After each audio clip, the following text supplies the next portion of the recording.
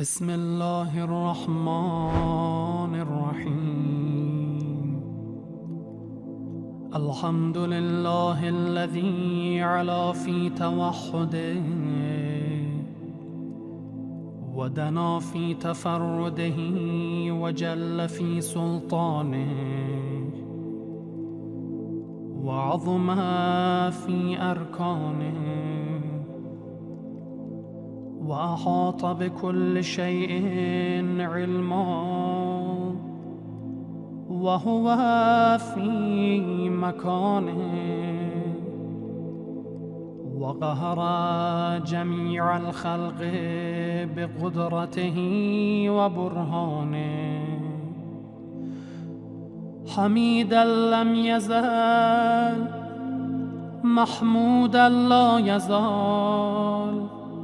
ومجيدا لا يزول ومبدأ ومعيدا وكل أمر إليه يعود بارئ المسموكات وداحي المدحور